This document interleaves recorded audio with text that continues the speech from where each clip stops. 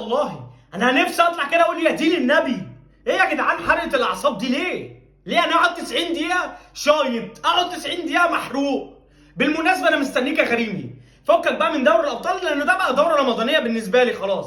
اخر 5 سنين انا البطل 4 مرات، فانا مستنيك يا غريمي، مستنيك في السوبر ان شاء الله. طبعا دي عمرها ما تتقارن بالقاضيه، عشان بس نبقى حافظين المقامات وندي كل واحد حقه. يعني القاضيه دي في حته تانيه، عشان بس ايه خيالك بس يسولك ان انت تقارن دي بدي.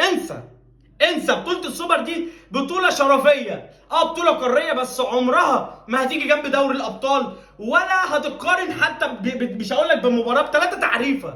تمام؟ فأنا مستنيك يا غريمي في بطولة قارية جديدة. نيجي للمباراة بقى، إيه حرقة الدم دي؟ إيه حسين الشحات ده يا جدعان؟ ليه؟ ليه انا قعدت 90 دقيقه مستني حسين الشحات؟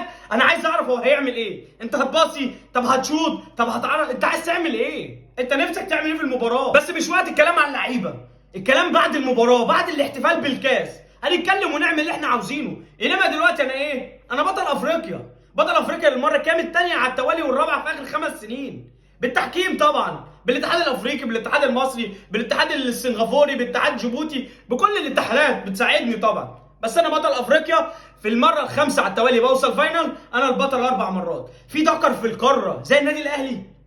في حد في تاريخ القاره عرف يعملها زي النادي الاهلي؟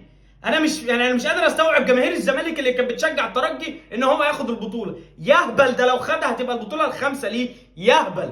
يهبل هتبقى البطوله ال5 وهيبتدي ينافس. هو مش هيبتدي، هو خلاص وصل لرقمك يهبل.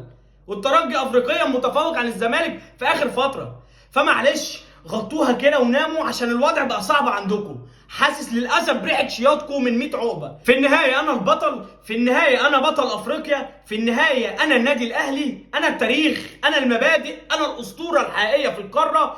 اي حاجه تاني والله العظيم هي بتبقى شكليات وبتبقى طفرات وظواهر بتحصل كده لفتره وللاسف بتنام تاني. انا نفسي اشوف منافس للنادي الاهلي في القاره دي. انا اقرب منافس ليا مازيمبي والزمالك. انا متفوق عنك بكام بطوله؟ بكام؟ ب7. في النهايه انا البطل، في النهايه انا النادي الاهلي. ايا يكن المستوى كان عامل ازاي، شكل النادي الاهلي كان عامل ازاي، فانا يا ابني بطل افريقيا.